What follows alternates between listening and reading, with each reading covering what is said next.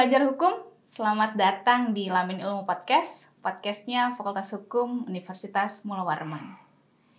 Edisi kali ini adalah edisi spesial Disnatalis Fakultas Hukum Universitas Mula Warman yang juga bertepatan dengan Hari Anak Nasional, tanggal 23 Juli. Kita selama ini memahami bahwa tanggal 23 Juli dianggap momentum untuk menghormati hak-hak anak, memastikan anak di Indonesia itu tumbuh dan berkembang dengan baik. Hal ini dikuatkan dalam konstitusi di pasal 28B ayat 2 yang menyebutkan bahwa setiap anak berhak atas kelangsungan hidup, tumbuh kembang, serta berhak atas perlindungan dari kekerasan dan diskriminasi. Regulasi yang tertuang di konstitusi ini juga sudah dikuatkan di kancah global, di mana Indonesia juga sudah meratifikasi Convention the Right Child pada tahun 90, di mana konvensi ini juga turut serta dalam memberikan efek positif terkait penguatan regulasi-regulasi yang ada di Indonesia sendiri. Di mana di tahun 2002 melalui Undang-Undang 23 tentang Perlindungan Anak juga sudah mengatur secara rinci bagaimana hak dan pemenuhan anak sendiri, walaupun dengan dinamisnya kebutuhan regulasi terkait perlindungan anak yang sudah dirubah hingga 2 kali dengan Undang-Undang 35 tahun 2014 dan terakhir dengan Undang-Undang nomor 17 tahun 2016 terkait perlindungan anak. Nah, kita lihat dari konsep regulasi sebenarnya pemerintah mencoba untuk menghadirkan perlindungan yang komprehensif bagi anak sendiri. Tapi bagaimana implikasinya?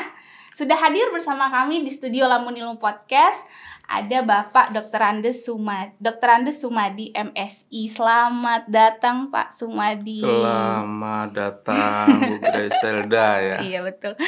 Iya Pak, selamat datang di Lamun Ilmu Podcast.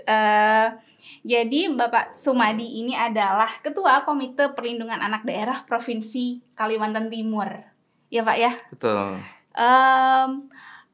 Kita mengenal istilah ini dengan KPAD ya Pak ya? Betul.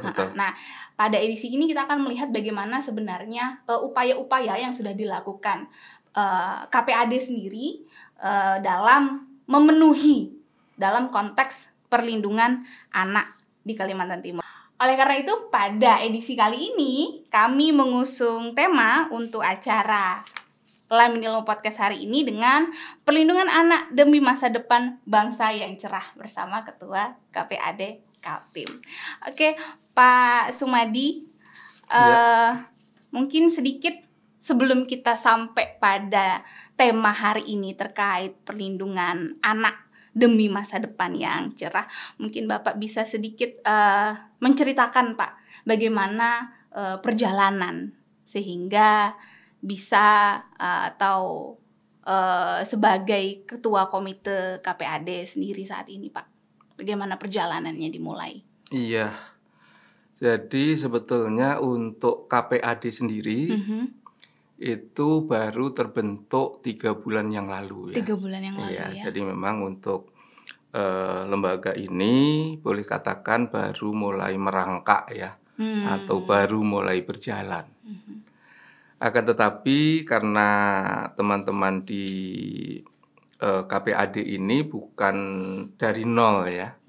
Karena sebetulnya keberadaan kita terpilih sebagai salah satu anggota KPAD itu memang salah satu pertimbangannya karena kita sudah banyak terlibat di beberapa kegiatan untuk anak itu sendiri ya, di Kaltim, di Kalimantan Timur ya, baik itu saya sendiri, itu ketika itu saya berada di Lembaga Pelindungan Anak atau LPA. Provinsi Kalimantan Timur. Kemudian saya juga banyak berkecimpung di PKBI. Iya, dan saya sendiri juga memiliki atau mengelola satu yayasan bersama-sama dengan teman-teman yang ada di desa-desa ya, di pedesaan itu untuk mengembangkan PAUD ya. Jadi ada 45 PAUD yang kita kembangkan dan itu secara keseluruhan berada di desa-desa. 45 PAUD yang ya, dikembangkan di desa. Di Kenapa, desa Pak? Baik itu di Samarinda, Balikpapan, Kabupaten Kutai Kartanegara, PPU dan Kabupaten Pasir ya. Wah, kenapa PAUD Pak? Apa urgensinya PAUD ini? Urgensinya terhadap PAUD karena sebetulnya usia PAUD itu usia emas. Ya. Jadi ketika kita berbicara tentang kualitas anak, itu sebetulnya dari 0 sampai dengan 6 tahun itu merupakan usia-usia yang sangat-sangat strategis. Oleh karenanya usia 0 sampai 6 itu disebut sebagai usia emas. Untuk pembentukan karakter anak itu sendiri. Kenapa kok disebut usia emas? Ini sebetulnya banyak hal, Mbak. Yang pertama, pada usia 0 sampai 6 ini, anak ini sedang bertumbuh beberapa hal. Yang pertama tumbuh secara fisik ya, dari kecil terus bisa membesar ya. Kemudian yang kedua ini yang penting, di sana juga ada tumbuh perkembangan jaringan otaknya. Jadi jaringan otak anak itu sebetulnya tumbuh dari 0 sampai dengan 6 tahun. Maksimalnya di 6 maksimal 6 tahun. Nah, kalau sudah sampai 6 tahun, maka yang bertumbuh itu tinggal fisiknya. Jadi setelah 6 tahun fisik terus akan tumbuh sampai dengan 19 tahun. Nah, ketika 19 tahun mau diberi asupan apapun ya, bukan tumbuh ke atas tapi tumbuh ke depan ya. Jadi ke samping, ke depan, terutama ke depan ya, di perutnya yang bertumbuh ya. Iya, betul. Jadi itu saya kira yang menjadi hal-hal yang terkait dengan pertumbuhan manusia. Oleh sebab itu pada masa-masa balita itu menjadi masa yang sangat-sangat strategis untuk anak-anak bisa kita kembangkan. Nah, pertanyaannya kenapa kok tadi kami lebih berkonsentrasi kepada PAUD. Jadi yang pertama itu, yang kedua konsentrasi kita PAUD tetapi justru mengambil segmentasi yang ada di desa. Nah, itu artinya, Pak. Apakah masyarakat desa memahami betapa pentingnya usia PAUD itu untuk lebih diperhatikan? Bagaimana respon masyarakat desa? Justru itu tantangan kita. Ya. Jadi kalau kita melihat dari pertumbuhan PAUD yang ada di Indonesia, itu di kota-kota sudah tumbuh dengan pesat. Di sana ada TK-TK yang tumbuh dengan bagus, akan tetapi untuk di daerah-daerah pedesaan itu kelihatannya masih banyak orang yang enggan untuk mendirikan TK itu dianggap memiliki harus mengeluarkan biaya yang cukup tinggi. Nah, inilah tantangan kita. Kita mencoba untuk bersama-sama dengan masyarakat untuk memikirkan situasi yang ada di pedesaan itu dan kita mengajak, mendorong, memotivasi masyarakat untuk bagaimana mereka bisa mengembangkan PAUD-PAUD ya yang ada di desa atas prakarsa mereka sendiri. Ya, jadi itu hal-hal yang kita lakukan. Nah, Pak, apakah dari awal langsung boom 45 PAUD atau step by step sehingga lahir sebanyak itu saat ini PAUD-nya? Itu saya kira kita lakukan dengan cara step by step. Jadi kita misalnya ada 1 tahun yang nambah 2, 1 tahun nambah 3. Sejak tahun berapa berarti, Pak? Sebetulnya kalau untuk program ini diawali dari program yang dilakukan oleh PKBI Daerah Kalimantan Timur. Itu dirintis pertama kali itu sudah 84. Jadi untuk saat ini sudah berpuluh-puluh tahun gitu ya. Bahkan para lulusannya itu sudah ada yang jadi dokter, sudah ada yang jadi polisi, jadi guru, ya jadi apa saja. Artinya sudah cukup lengkap. Ini menandakan bahwa bahkan ada yang juga jadi DPR gitu ya, ada yang sudah jadi DPR. Ini menandakan bahwa memang program ini sudah cukup lama. Program ini juga mendapatkan respon dari masyarakat cukup positif karena sampai sekarang pun keberadaannya masih terus berkembang. Jadi ini saya kira satu hal yang positif juga ya, positif Pak, ya. Dan artinya dampak dari memaksimalkan potensi anak di usia-usia awal itu berdampak positif terhadap perkembangan karirnya di masa depan. Betul. Seperti apa yang Bapak sebutkan tadi dari beberapa profesi yang disebutkan seperti itu ya. Betul. Dan hal yang menarik, Mbak, Untuk PAUD-PAUD yang kami kembangkan ini tidak hanya mengintervensi pendidikannya. Oke. Jadi hal yang kita lakukan itu terkait dengan kesehatan itu cukup banyak. Misalnya anak-anak yang ada di PAUD kita itu tumbuh kembangnya kita perhatikan. Jadi kita ada pemeriksaan untuk tumbuh kembang mereka. Ada pemeriksaan untuk misalnya cacingnya. Ada pemberian vitamin A. Ada pemberian makanan. Jadi untuk kegiatan-kegiatan ini ada yang dilakukan bersama-sama dengan masyarakat, bersama-sama dengan para orang tua wali murid. Tetapi kegiatan ini juga banyak dihandle oleh puskesmas setempat. Bekerja sama. Untuk memastikan. Jadi, ya betul. Jadi misalnya untuk pembinaan kesehatannya secara menyeluruh, pemeriksaan cacingnya misalnya itu tidak bisa dilakukan kita secara langsung, tetapi kita kerjasama dengan puskesmas yang ada di lokasi tersebut biasanya. Nah, kenapa pertanyaannya ini menjadi penting untuk kita lakukan? Karena kembali tadi bahwa untuk tujuan dari pendidikan yang kita kembangkan ini bukan semata-mata untuk menjadikan anak yang cerdas, akan tetapi harapannya ini merupakan program holistik untuk menjadikan anak yang sehat, anak yang cerdas, anak yang berbudi pekerti tinggi, dan terlindungi. Nah, untuk terlindungi, saya tahan dulu Pak. Terlindungi, paling tidak di aspek-aspek apa yang harus dilindungi seperti itu Pak? Ya, dari program-program yang kita kembangkan tadi itu juga sebetulnya bagian dari pemberian hak-hak dan itu bagian dari pelindungan sebetulnya.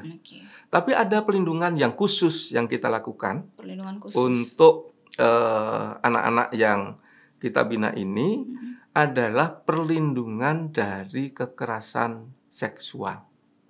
Yang itu kita mencoba memberikan pemahaman tentang kesehatan reproduksi, akan tetapi kita berikan pada orang tuanya. Kekerasan Harapannya orang tua wali murid ini bisa memberikan pemahaman kepada anak-anaknya bahwa di dalam tubuh anak-anaknya ini memiliki berbagai hal. Ada rambut, ada alis, ada mata, ada hidung, sampai dengan alat reproduksi.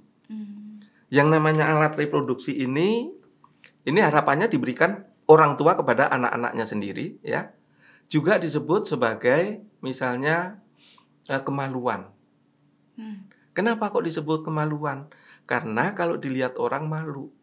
Nah, ini orang tuanya ini yang harus menyampaikan bahwa adik ini punya yang namanya, kalau laki-laki punya penis, kalau perempuan punya namanya vagina, yang namanya penis dan vagina ini disebut kemaluan. Kenapa kok disebut kemaluan? Karena tidak boleh dilihat oleh orang lain. Kalau dilihat menjadi malu. Betul. Nah, kalau dilihat saja tidak boleh, apalagi dimainin. Apalagi dipegang, apalagi dimainin.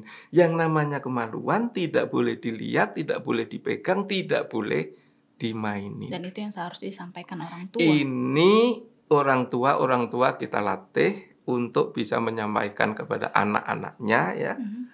Nah, ini kenapa pertanyaannya kok harus orang tua? Karena orang tua yang akan mengetahui tentang perkembangan jiwa si anak ini sendiri. Ya, betul sekali. Jadi kapan ini akan diberikan? Mungkin saja pada saat memandikan, ya itu bisa sambil ngobrol tentang itu, ya. Jadi bagaimana misalnya kenapa kok harus dicuci dan lain sebagainya, ya. Setelah buang air, setelah pipis harus dicuci dan lain sebagainya. Ini adalah harus orang tuanya. Secara khusus memberikan pemahaman kepada orang tua terkait kekerasan seksual terhadap anak. Itu yang menjadi salah satu konsen ya Pak, ya, secara khusus. Betul. Terkait perlindungan hak-hak anak. Paling tidak dengan anak-anak memahami tadi mana yang boleh dipegang, mana yang tidak boleh dipegang, mana tidak boleh dilihat, mana tidak boleh dimainin. ya, anak-anak nanti ketika berada di lingkungan sosialnya, dia tidak akan melakukan kepada temannya yang lain. Dan ketika mereka mendapatkan katakanlah sentuhan-sentuhan yang tidak nyaman dari orang lain, anak-anak ini harapannya itu sudah bisa atau berani untuk menolak. Itu yang diupayakan, Bapak Harapannya. upayakan. Betul. Di bawah Betul. KPAD. Kita kebetulan yang saya bilang tadi itu dirintis oleh PKBI, dirintis oleh PKBI, dan saat ini kami teruskan karena PKBI ini sudah mengembangkan satu yayasan khusus yang menangani masalah pendidikan gitu ya, sehingga untuk program-program semacam ini itu sudah dihandle oleh yayasan pendidikan yang itu juga bagian dari PKBI daerah Kalimantan Timur. Nah, jadi kita terkait dengan KPAD ya. Jadi dengan program-program semacam itu, saya kira dari evaluasi yang kita lakukan itu sangat positif ya. Bahkan banyak orang tua yang menghendaki ketika anaknya sudah di SD itu pun juga mendapatkan pemahaman dan informasi yang sama berkaitan dengan Kespro. Ini artinya bahwa sebetulnya masyarakat kita sudah paham dengan kondisi-kondisi ini, tahu manfaatnya ya, dan dia juga bisa merasakan ketika anak-anaknya misalnya merespon terhadap ya keluarganya. Satu contoh kecil misalnya, kakak ini ada anak yang di PAUD sudah mendapatkan pemahaman itu. Kemudian ada kakaknya sedang mandi dan dia keluar dengan telanjang. Harapannya, nah ini anak-anak ini yang sudah mendapatkan pemahaman tentang Kespro ini, dia pasti akan menutupin. Dia sudah menutupin. Dan dia mengatakan pada kakaknya bahwa ini nggak boleh dilihat, kemaluannya nggak boleh dilihat. Misalnya seperti itu. Itu internal keluarga ya Pak. Internal keluarga. Dengan lengkapnya pendidikan usia dini yang diberikan kepada anak-anak, harapannya akan menginfluence di circle keluarganya. Terkhusus. Hal yang lain misalnya pada saat ada anak yang ditepuk bokongnya oleh paman-paman penjual makanan yang ada di situ, ada yang sudah berani melapor kepada gurunya. Artinya bahwa perkembangan semacam ini positif. Kan saat ini misalnya ada anak SD yang sampai 15 anak mendapatkan kekerasan dari tanda petik guru. 15 orang baru ketahuan. Ini kan karena mereka tidak memiliki pemahaman tentang organ-organ dalam tubuhnya, organ yang bisa dilihat, yang tidak boleh dipegang, tidak boleh dimainin oleh orang lain. Jadi hal yang sederhana ini akan tetapi bisa memberikan perlindungan terhadap kekerasan seksual bagi anak-anak kita. Dan menurut Bapak titik awalnya dimulai di PAUD. Di keluarga, ya, di PAUD di keluarga, ya, di mana salah satunya adalah jika mungkin keluarga tidak sampai, maka pendidikan PAUD inilah yang memfasilitasi hal tersebut. Oke, Pak, menarik kalau memang pendidikan anak itu memang sebaiknya dimulai sedini mungkin untuk bekal terhadap anak itu sendiri. Tapi Pak, kalau misalnya kita konkret Pak sekarang ke data saya mendapatkan data dari 2021 Pak, bahwa untuk regional data yang dilansir oleh Kemenpa, Kementerian Pemberdayaan Perempuan dan Perlindungan Anak, bahwa di 2021 kemarin, COVID ya Pak ya, itu Kalimantan Timur itu angka yang paling tinggi kekerasan terhadap anak di region Kalimantan, itu Kalimantan Timur yang paling tinggi kekerasan terhadap anaknya. Gimana Pak komentar Bapak Pak? Ya, jadi sebetulnya begini, kekerasan anak ini fenomenanya itu fenomena gunung es. Jadi yang muncul itu sedikit, ya, yang tersimpan di permukaan ini banyak. Jadi kalau di sini saya dapat angka 484 kasus di Kalimantan Timur tahun 2021. Kemungkinan di bawahnya lebih banyak lagi Pak ya yang tidak terdeteksi. Kemungkinan lebih banyak lagi. Dan bisa jadi 400 itu akibat dari upaya-upaya yang dilakukan oleh pemerintah, sehingga yang tadi yang muncul tidak hanya sedikit, tapi masih ada 400 itu juga ditemukan. Artinya bahwa satu kabupaten atau satu provinsi semakin gencar untuk mencari, untuk mengembangkan program-program yang terkait dengan kekerasan, ini tahap awal pasti akan justru naik. Ya. Jadi baru naik ke permukaan. Betul. Naik ke permukaan. Jadi kalau Kalimantan Timur pada posisi yang tertinggi, ini belum tentu menggambarkan yang sesungguhnya. Bisa jadi tertingginya tadi karena ada kemauan untuk mencari, kemauan untuk menggali dari tadi yang tersimpan di bawah tadi. Jadi tidak selalu berkonotasi negatif. Tidak selalu berkonotasi negatif, karena memang secara faktual kalau saya melihat dari program-program tentang upaya-upaya pelindungan anak ini di Kalimantan Timur sudah begitu gencar. Misalnya saat ini di berbagai kelurahan itu sudah mengembangkan apa yang disebut dengan PATBM. Apa itu, Pak? Program Anak Terpadu Berbasis Masyarakat. Bagaimana konsepnya? Ada masyarakat yang dia membentuk satu lembaga yang ada pada tingkat desa. Yang tujuan utamanya adalah untuk memberikan untuk penanggulangan masalah-masalah anak di tingkat desa. Di tingkat desa. Nah, sehingga berkaitan dengan program-program, berkaitan dengan masalah-masalah yang ada di desa itu, yang semuanya, yang sebelumnya itu tertutup rapat, dengan program-program ini akan muncul kesadaran untuk diungkap ke permukaan. Nah, misalnya seperti itu. Dan ini sudah cukup berkembang dengan bagus untuk PATBM, dan informasi-informasi dari PATBM ini sebetulnya sudah cukup banyak, sudah menyebar secara masif di Kalimantan Timur. Betul. Jadi hampir di mungkin menyeluruh belum, akan tetapi sudah relatif berkembang di beberapa kabupaten kota. Itu satu. Yang kedua, saat ini yang namanya Forum Anak Provinsi Kalimantan Timur sampai dengan kabupaten kota, rasa-rasanya untuk kabupaten kota itu kalau toh misalnya belum ada, tinggal Mahulu. Yang lain itu sudah memiliki forum anak di kabupaten ataupun kota. Apa tujuannya? Forum ini juga sudah berkembang sampai ke kecamatan, bahkan juga sampai ke desa-desa. Apa goalsnya, Pak? Jadi forum hak anak ini secara umum ada hak hidup, betul, hak berkembang, perlindungan, dan partisipasi. Yaitu hak-hak anak. Ada 4 secara umum.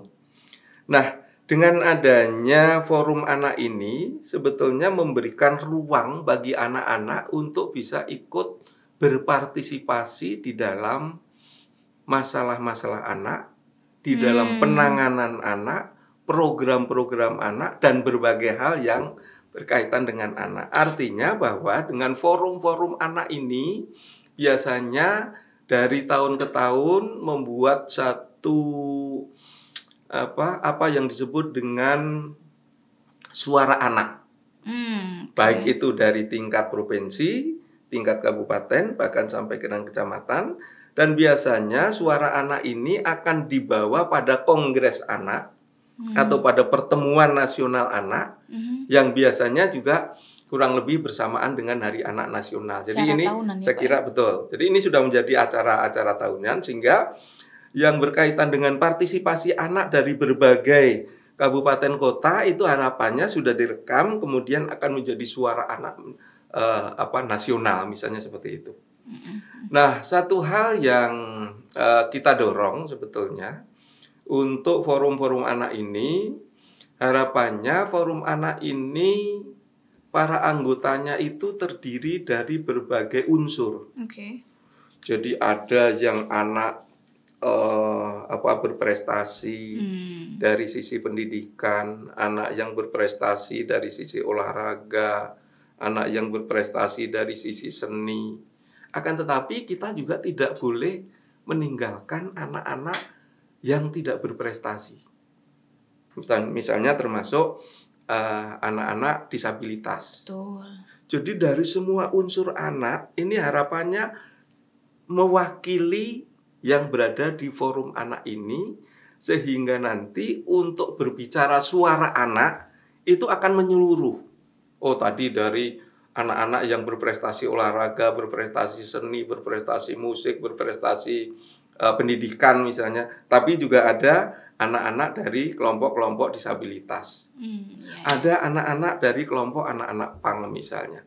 Nah, ini sehingga semua akan mewakili suara anak, dan setiap anak harapannya itu akan memberikan kontribusi atau memberikan masukan-masukan terhadap upaya-upaya untuk memberikan perlindungan terhadap hak-hak anak itu sendiri. Secara menyeluruh. Ya, secara menyeluruh.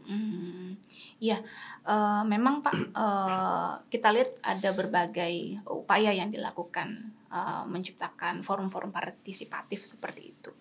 Tapi memang pada dasarnya kan, kalau kita kembali ke data Kemenpa tadi Pak, di angka 484, Bapak tadi menyebutkan bahwa salah satu upaya yang dilakukan adalah pemahaman terhadap orang tua terkait kekerasan seksual. Memang kalau misalnya kita buka lagi data Kemenpa di angka 484 itu yang paling tinggi adalah masalah kekerasan seksual.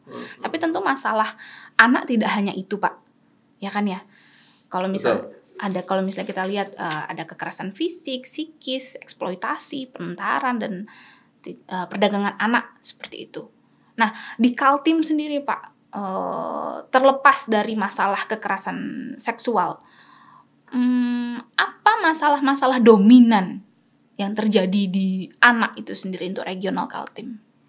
Ya, sebetulnya kalau kita mau menilai dari berbagai persoalan yang ada ya di Kalimantan Timur, saya kira masih cukup banyak ya. Jadi kompleks misalnya, ya Pak? Kompleks ya. Ya, misalnya berkaitan dengan anak-anak yang stunting. Ini kan stunting. juga, ya kan juga masih cukup.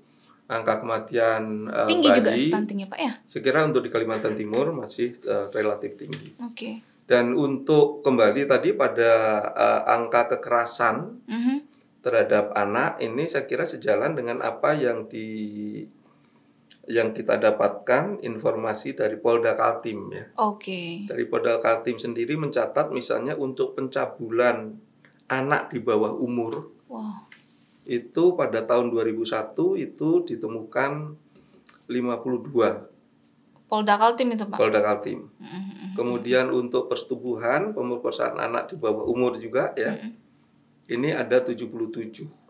Pemerkosaan tinggi juga, tinggi ya itulah salah satu poin tertinggi. Saya rasa tidak hanya di Kalimantan Timur, tapi hampir di seluruh Indonesia masalah utamanya adalah di kekerasan seksual ya Pak ya, sehingga itu yang menjadi fokus utama tadi, pendidikan seks terhadap anak, kesehatan reproduksi ya. Ya, ini kalau untuk pendidikan kesehatan reproduksi semacam ini itu bisa dikembangkan di seluruh TK-TK dan para orang tua itu mendapatkan pemahaman yang sama tentang hal ini. Ini mudah-mudahan ya, bukan saja di TK tapi juga di SD. Karena korban-korban ini kan bukan saja ada di TK ada, di SD ada, di SMP ada gitu ya. Jadi kalau ini anak-anak mendapatkan pemahaman tentang berbagai hal semacam ini, itu harapannya yaitu tadi mereka akan mengetahui misalnya mengenai tubuh mereka yang boleh disentuh, yang tidak boleh disentuh, yang boleh dipandang, yang tidak boleh dipandang ya. Jadi ini adalah hal-hal yang sebetulnya sangat sederhana sekali gitu ya. Akan tetapi ini mampu untuk bisa melindungi dari anak-anak kita. Apalagi saat ini kasus kekerasan seksual ini kan sudah berkembang sedemikian rupa. Betul. Kalau selama ini tidak hanya secara langsung Pak, kekerasan seksual ini juga merembet ke dunia maya Pak. Terlebih sekarang kemudahan teknologi dan anak-anak diberikan keleluasaan untuk mengakses media-media sosial itu. Iya. Dan terkait dengan seksual ini, kalau selama ini yang kita pahami kan hanya laki-laki dengan perempuan. Betul. Tapi ternyata sekarang laki-laki dengan laki-laki juga ada. Perempuan dengan perempuan juga ada. Ya, anak-anak ini harus kita siapkan. Karena tidak menutup kemungkinan justru seorang laki-laki bisa mendapatkan kekerasan dari teman laki-lakinya. Kita kenal seorang bullying. Perempuan. Beda juga, Pak. Kalau ini berkaitan dengan ya lebih pada LGBT-nya lah. Oke. Ya, jadi kemudian belum lagi misalnya untuk orang dewasa, cenderung juga melakukan sodomi terhadap anak-anak. Jadi ini sudah meluas sedemikian rupa. Belum lagi tadi ditambah lagi dengan teknologi yang semakin canggih. Jadi sebetulnya hal-hal yang terkait dengan masalah-masalah seksual anak ini menjadi lebih kompleks. Kalau anak-anak kita tidak berikan pemahaman, orang tua masih menganggap ini tabu, ini jorok, ini masih ya ketakutan kita atau kekhawatiran kita anak-anak akan lebih banyak menjadi korban.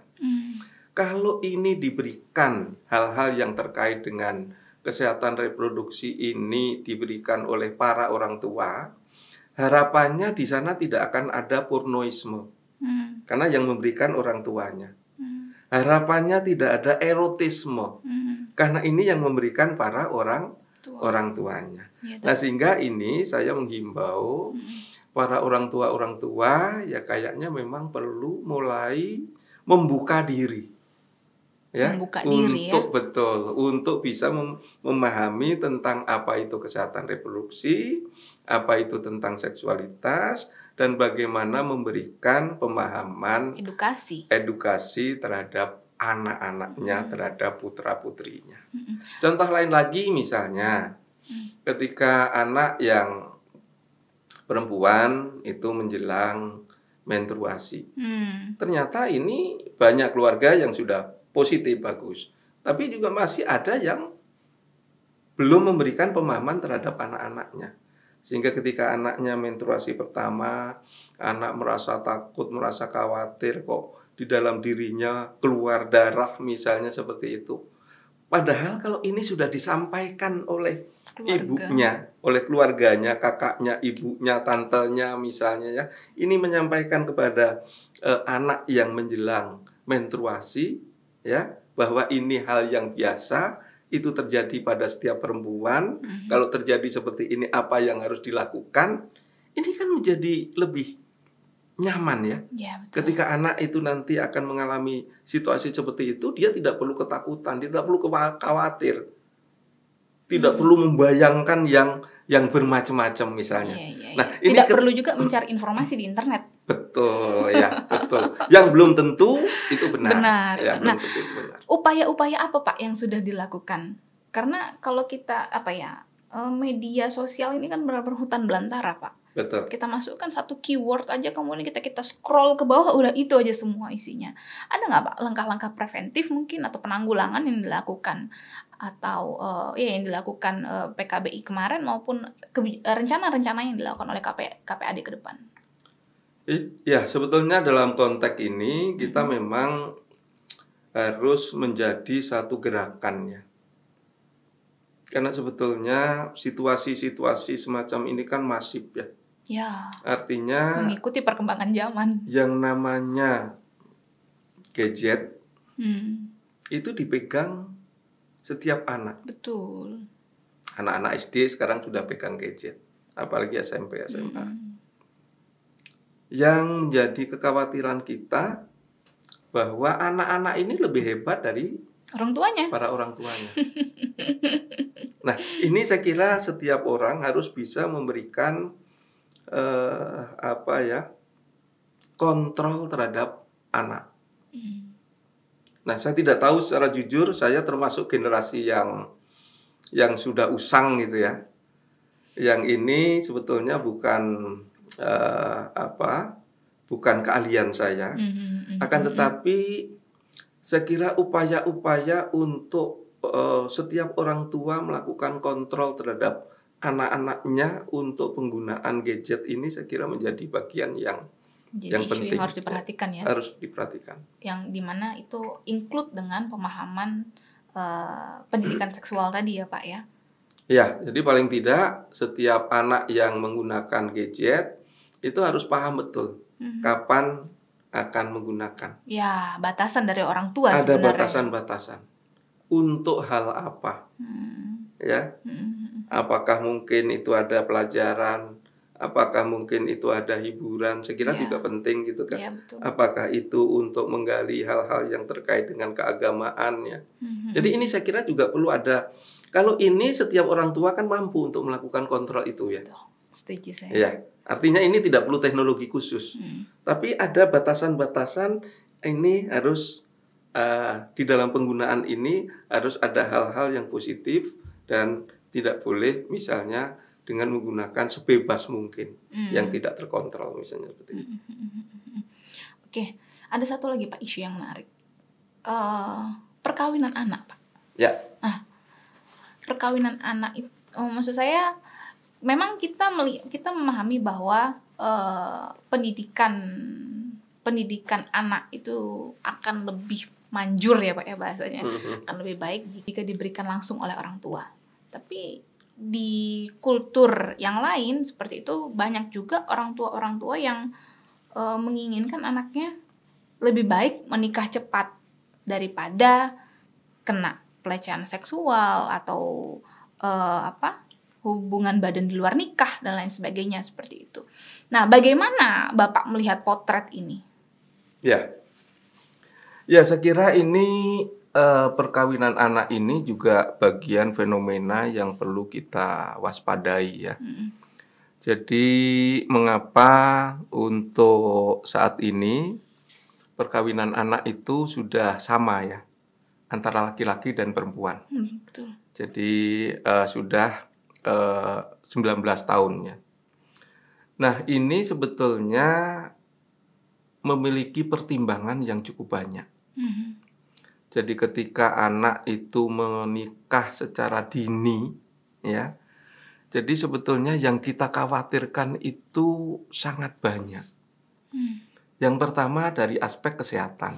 Ya. Ketika anak itu masih usia kurang dari 19 tahun dan dia harus melahirkan ya, ini kan mereka secara fisik kesehatannya juga belum siap. Sehingga di sini ada kecenderungan untuk terjadi kematian juga akan lebih tinggi ya dibanding dengan orang yang sudah dewasa. Dari sisi janinnya atau dari sisi anaknya, karena ini merupakan bibit yang belum matang, sehingga ini kan juga dari sisi janin ini juga saya kira tidak maksimal. Sehingga kecenderungan si anak ini untuk sakit itu bisa lebih tinggi dibanding dengan anak yang normal yang lainnya. Misalnya lahirnya tidak cukup minggu seperti itu ya Pak. Lahirnya bisa prematur ya. Jadi banyak hal. Dari aspek kesehatan ini sebetulnya cukup mengkhawatirkan, dan tadi kaitannya dengan kesiapan untuk melahirkan itu untuk anak-anak ya.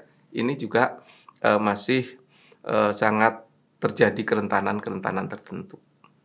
Itu dari sisi kesehatan.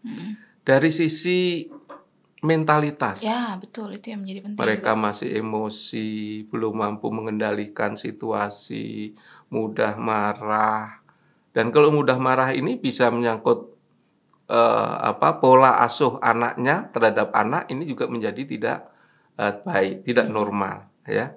Belum lagi dari aspek ekonomi. Ya, ujung-ujungnya kalau ekonominya itu belum tertata dengan baik, si anak atau keturunannya ini pun juga tidak akan bisa diberikan makanan-makanan yang sehat, makanan-makanan yang bergizi. Lagi-lagi ini aspek kesehatan akan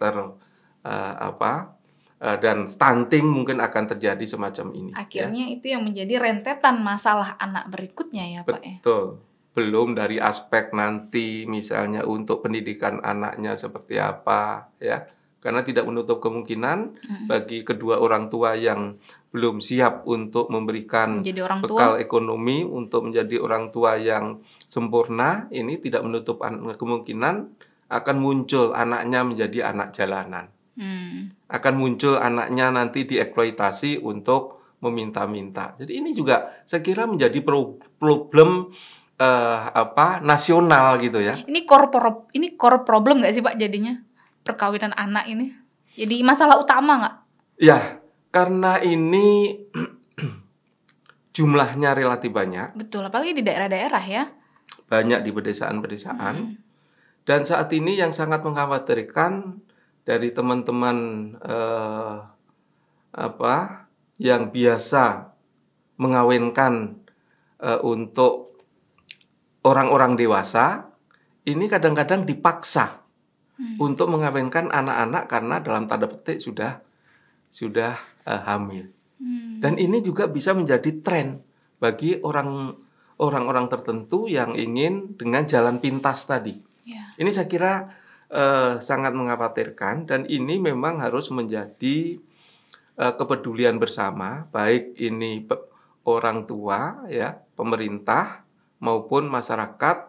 Kaitannya dengan perkawinan anak ini akan membahayakan bagi anak yang menikah, bagi para keturunan-keturunannya, termasuk juga nanti akan membahayakan bagi masa depan mereka. Dan kalau ini terjadi, ini juga nanti untuk upaya-upaya pengentasan kemiskinan ini juga tidak akan tuntas selesai. Jadi ini saya kira menjadi multiplier effect ya. Iya, betul. Dampaknya menjadi banyak sekali. Ya, makanya kalau kita lihat dari apa yang Bapak sampaikan tadi, bisa dibilang ya salah satu rentetan stunting, pendidikan seksual yang kurang, ya itu bermula dari belum siapnya individu tersebut menjadi orang tua. Betul. Jadi pemahaman terhadap keluarga itu memang harus secara persuasif dilakukan oleh pemerintah ya Pak ya. Betul. Harus gencar sekali dilakukan oleh pemerintah. Ya, terkait perkawinan anak, Pak, kita geser ke konsep pendidikan. Karena kalau kita bicara anak ini, apalagi perlindungannya kan kompleks, tidak hanya kesehatan, mental, seksual, tapi juga pendidikan, Pak. Nah, gimana Bapak melihat potret pendidikan yang didapatkan oleh anak khusus di Kaltim? Sudah meratakah? Sudah fairkah menurut Bapak sendiri? Bagaimana, Pak? Kalau saya melihat dari data-data yang ada ya, saya kira untuk Kalimantan Timur memang secara umum sudah cukup baik. Secara umum cukup baik. Data nasional ya berarti ya? Kalau kita melihat dari angka partisipasi anak di Kalimantan Timur, saya kira sudah relatif positif gitu ya. Hanya saja upaya-upaya itu saya kira masih tetap harus kita lakukan. Karena di dalam kelompok-kelompok tertentu, segmentasi masyarakat tertentu itu juga masih ada yang abai dalam konteks pendidikan anaknya. Nah, ini terbukti juga dari data bahwa anak-anak yang drop out itu juga masih ada. Anak-anak yang didorong untuk menjadi pekerja anak juga masih ada. Masih ada di Kalimantan Timur. Masih ada saya kira ya. Jadi di tengah hal yang positif, saya kira kita juga tidak boleh abai terhadap kelompok-kelompok yang mungkin jumlahnya tidak banyak, tetapi kalau ini tidak ditangani, ini juga akan membahayakan bagi anak-anak itu sendiri. Satu contoh misalnya ya, saya baru beberapa saat ke Kutai Timur. Ada anak usia 8 tahun, tapi justru diminta oleh orang tuanya untuk bekerja, untuk mencuci motor di tempat tetangganya. Sementara orang tuanya malah justru tidak bekerja. Ayahnya tidak bekerja, ibunya tidak bekerja. Ini kan sangat memprihatinkan. Di satu sisi anak yang seharusnya dia punya hak untuk bermain, dia punya hak untuk belajar, dia punya hak untuk istirahat, tapi ini banyak dicabut. Hak bermainnya dicabut, hak belajarnya dicabut, hak untuk istirahatnya dicabut. Sementara orang tuanya yang ongkang-ongkang di rumah. Tapi alhamdulillah teman-teman yang ada di Kutai Timur itu sudah menyatakan bahwa anak ini itu akan dimasukkan di pesantren atas jaminan beberapa orang yang ada di sana. Misalnya seperti itu. Jadi hal yang semacam ini saya kira juga harus diwaspadai. Ya, jadi untuk kasus-kasus semacam ini jumlahnya tidak terlalu besar, akan tetapi kalau ini terjadi pembiaran, ini juga nanti akan merembet dan ujung-ujungnya akan banyak anak-anak yang akan menjadi korban-korban seperti itu.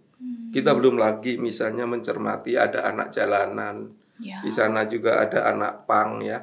Jadi ini saya kira di Kalimantan Timur itu masih terjadi.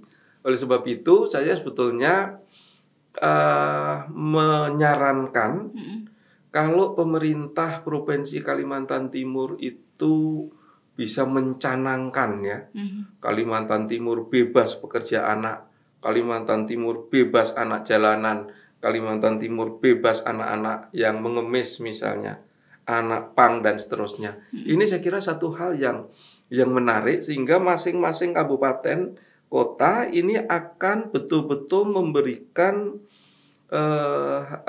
konsentrasi ya, memberikan atensi yang lebih besar ya, sehingga upaya-upaya untuk menolong mereka ini juga menjadi bagian yang penting perlu dilakukan. Karena untuk kelompok-kelompok semacam ini dalam tanda petik itu juga banyak yang terkait dengan sosial ekonominya. Sosial ekonomi ya. Betul. Nah, sehingga untuk pola-pola pendekatannya itu harus pola-pola pendekatan secara menyeluruh. Jadi misalnya untuk kelompok-kelompok yang seperti ini dilihat keluarganya. Kalau memang keluarganya tidak mampu, ya kita dengan pola-pola apa yang disebut dengan pendekatan sosio-karitatif, memberikan santunan kepada orang yang tidak mampu ini juga menjadi penting. Tapi ini tidak boleh diberikan santunan secara terus-menerus. Selain memberikan santunan, mereka juga harus didorong untuk dia bisa bangkit, bisa berusaha, bisa mandiri. Ya, ini saya kira pola-pola pendekatan secara intensif, secara menyeluruh, secara terpadu ya, antar instansi yang satu dengan yang lain, saya kira ini menjadi bagian yang penting untuk dilakukan. Sehingga ketika kita berbicara, kita stop pekerja anak, kita stop anak jalanan, kita stop yang lainnya, itu tidak hanya menyetop begitu saja, tapi juga ada solusi bagi keluarga-keluarga yang mengalami persoalan-persoalan ya ekonomi semacam itu misalnya. Iya, memang kalau misalnya kita lihat tadi kasus yang Bapak sampaikan, ini kan masalahnya tidak hanya ekonomi berarti, tapi pemahaman kepada orang tua. Betul. Pendidikan terhadap orang tua itu sendiri juga yang masih kurang, yang masih lemah, dan memang perlu upaya ya Pak ya untuk mendorong kalau anak itu memang seharusnya tempatnya di sekolah, bukan mencari uang dan orang tuanya yang santai-santai di rumah. Oke, Pak, saya geser deh. Samarinda sendiri gimana Pak? Apakah sudah bisa dikatakan kota layak anak? Ya, jadi saya kira sekarang ini masing-masing kabupaten kota sedang berusaha keras untuk menuju kabupaten atau kota layak anak. OTW. Iya, menuju ke sana. Berjuang ke sana. Jadi hampir semua kabupaten kota dan Kalimantan Timur termasuk lumayan bagus. Karena Kalimantan Timur itu dari 10 kabupaten kota itu sudah ada 9 yang mendapatkan penghargaan dari Pratama, Madya sampai ke Nindya. Elemen-elemen sampai disebut kota layak anak itu sendiri gimana Pak? Untuk kota layak anak itu ada 24 indikator. Ya. Jadi ada 24 indikator. Yang ini biasanya dari tahun ke tahun dinilai. Ada proses penilaian mandiri yang dilakukan oleh kabupaten ataupun kota yang bersangkutan gitu ya. Jadi itu sudah ada formatnya. Mereka mengisi sendiri ya, mereka menilai sendiri. Mereka mendapatkan berapa dari 24 indikator yang ada, itu nilainya masing-masing sudah tergambar di sana ya. Kemudian penilaian yang kedua itu dilakukan oleh pemerintah provinsi. Jadi dari masing-masing kabupaten kota itu akan dinilai oleh provinsi. Kemudian yang ketiga itu dinilai dari pemerintah pusat atau Kementerian Pemberdayaan Perempuan RI ya. Nah, pada Hari Anak Nasional ini itu biasanya juga akan ada pengumuman masing-masing kabupaten kota itu masuk pada peringkat apa. Jadi untuk kabupaten atau kota layak anak itu Mbak, itu ada beberapa tingkatan. Yang pertama itu Pratama, Madya, Nindya, Utama, baru layak. Oh, jadi ada rankingnya ya Pak? Ada rankingnya. Dan 9 dari 10 Dan saat kabupaten ini kota. Sudah ada 9 yang sudah mendapatkan predikat dari Pratama, kemudian ada yang sudah sampai pada Nindya. Nah, pada beberapa hari kemudian ini kita sedang menunggu apakah nanti di Kalimantan Timur ada perkembangan baru. Misalnya kalau pada tahun 2022 itu kita baru sampai pada Nindya, apakah nanti akan naik pada tingkatan yang lebih tinggi, misalnya Utama ya. Ini kita tunggu dalam beberapa hari ini. Ya, jadi misalnya untuk di Kalimantan Timur itu yang sudah Nindya itu Balikpapan, Kabupaten Kota Bontang, dan kalau tidak salah Samarinda. Itu sudah. Ya. Berarti satu langkah lagi nih. Nah, ini mudah-mudahan nanti ada yang naik tingkat menjadi Utama. Kalau sudah Utama, itu mudah-mudahan nanti sekian tahun kemudian itu bisa sampai pada layak anak. Ya. Jadi 10 kabupaten kota sedang berlomba. Betul. Ke arah sana ya Pak. Hanya saja untuk saat ini memang masih ada beberapa kabupaten yang masih dalam tataran Pratama. Bahkan ada satu kabupaten yang memang belum mendapatkan nilai apapun, baik itu Pratama sampai dengan apalagi layak. Ya. Apa hambatannya Pak? Itu tadi hambatannya karena kita ada 21 indikator. Ya. Semakin indikator ini tidak terpenuhi, nah otomatis nilainya akan semakin rendah. Apakah karena pengaruh jarak kabupaten ini agak lebih jauh dibandingkan kota-kota yang lain sehingga mempengaruhi tensi dari pemerintah daerah? Ada faktor-faktor tingkat kemajuan sebuah kota. Ini akan memberikan keuntungan bagi kota itu sendiri. Satu contoh misalnya, pada beberapa wilayah perkotaan itu infrastruktur kan sudah cukup lengkap ya. Iya, betul. Misalnya tamannya sudah oke, tempat penyeberangan jalan untuk anak-anak sekolah sudah oke, ya. Kemudian dari aspek pendidikan sudah lengkap, aspek kesehatan sudah banyak yang terjamin gitu ya. Sehingga ini indikator-indikator ini otomatis akan naik. Tapi kita bayangkan misalnya di daerah-daerah yang di pelosok, misalnya di Makamulu, taman belum ada, tempat penyeberangan belum ada, ya, aspek kesehatannya juga masih belum lengkap. Fasilitas-fasilitas umum belum lengkap.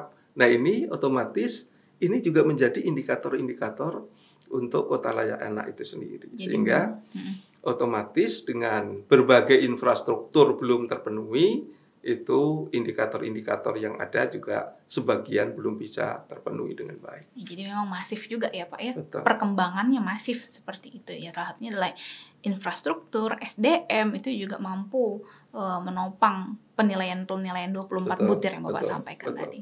Oke Pak, saya geser ke secara umum Bapak melihat bagaimana perkembangan kebijakan atau perkembangan regulasi secara umum di Kalimantan Timur sendiri atau secara khusus di Samarinda. Apakah sudah mengarah ke memberikan perlindungan yang komprehensif sendiri bagi anak di Kalimantan Timur? Dari aspek upaya saya kira sudah banyak melaksanakan itu. Atau Bapak melihat harusnya masih ada nih kebijakan yang kosong terkait ini, ada nggak Bapak ngelihat kayak gitu? Ya, jadi tadi saya bilang dari sisi upaya kabupaten kota ini sebetulnya sudah cukup baik. Kenapa saya katakan baik? Karena hampir semua kabupaten kota ini saat ini sudah punya regulasi tentang anak. Jadi semuanya, hampir semuanya ya. Hanya saja ya karena ini untuk perkembangan regulasi ini kan juga dinamis dan ini akan terus memenuhi tuntutan-tuntutan yang ada ya. Kebutuhan. Ya, kebutuhan-kebutuhan saat ini. Nah, untuk pengamatan saya dari aspek regulasi terutama bagi perda-perda anak itu sebagian besar belum mengacu kepada klaster dan indikator-indikator kabupaten layak anak. Artinya ketika diurai ketika dianalisis pasal per pasal itu tidak memenuhi indikator-indikator yang 24 indikator dengan berbagai macam turunannya lagi. Jadi ini masih banyak yang belum terpenuhi. Nah, oleh sebab itu kami memang menghimbau kepada kabupaten kota di dalam penyusunan perdanya manakala belum mengacu kepada 5 klaster KLA dan 24 indikator, bahkan kalau diurai secara lebih detail itu 31 indikator ya. Itu hendaknya sudah melakukan perubahan-perubahan ya atas peraturan yang ada sehingga nantinya dari pasal-pasal yang ada ini nanti akan memberikan kontribusi terhadap aturan-aturan yang ada di dalam setiap perlindungan dan pemenuhan hak-hak anak itu sendiri. Jadi bayangannya adalah kebijakan-kebijakan yang dilahirkan seharusnya memang berorientasi pada standar kota layak anak. Ya, betul. Pemenuhan hak-hak anak itu sendiri. Di mana kota layak anak itu tentu berimplikasi pada perlindungan hak-hak anak secara umum. Menyeluruh. Ya, betul. Wah, closing statement Pak, apa yang ingin Bapak sampaikan dalam rangka dalam rangka Hari Anak Nasional yang juga bertepatan dengan Disnatalis Fakultas Hukum ini, Pak. Ya. Selamat ya Disnatalis untuk Fakultas Hukum. Iya, betul. Universitas Mula Warman Samarinda ya. Mudah-mudahan akan terus maju, terus berkembang ya, dan akan menjadi salah satu fakultas andalan di Kalimantan Timur. Ya, itu yang pertama. Yang kedua, kaitannya dengan tema Hari Anak Nasional kita, Anak Terlindungi Indonesia Maju. Oh ya. Ya, jadi temanya itu Anak Terlindungi Indonesia Maju. Nah, terkait dengan ini, saya mengajak kepada, karena saya juga praktisi PAUD, ya. Saat ini indikator Kabupaten Layak Anak, utamanya indikator 9 itu ada yang namanya PAUD integratif. Jadi PAUD yang PAUD holistik integratif. Ya. Jadi PAUD holistik integratif itu intinya tadi untuk menjadikan anak yang sehat, cerdas, ceria, berbudi pekerti tinggi. Nah, ketika kita berbicara tentang PAUD holistik integratif, maka harus holistik dengan kesehatan, terintegrasi dengan kesehatan, dengan pendidikan, dengan pola asuh yang baik. Pola asuh yang baik, pola asuh yang betul-betul memberikan perlindungan dan kenyamanan bagi anak-anak itu sendiri. Ya. Nah, oleh sebab itu kami menghimbau kepada PAUD-PAUD yang ada di Kalimantan Timur, sebaiknya kita sudah bersama-sama untuk mengembangkan PAUD holistik integratif dalam rangka menjadikan anak-anak kita menjadi anak yang sehat, anak yang cerdas, anak yang ceria, anak yang berbudi pekerti tinggi, dan anak yang terlindungi. Saya kira itu Mbak Griselda Iya, ya. Pak. Terima kasih. Iya, jadi memang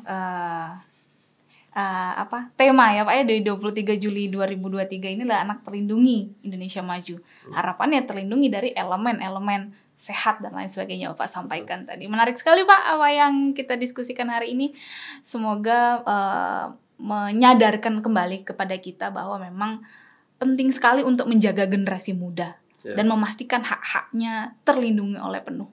Entah itu dari sektor yang paling kecil, keluarga, hingga sampai ke provinsi, nasional, global ya Pak ya. Penting sekali ini untuk dipastikan holistik perlindungan yang diberikan. Terima kasih banyak Bapak Dr. Andes Sumadi selaku Ketua Komite Perlindungan Anak Daerah Provinsi Kalimantan Timur.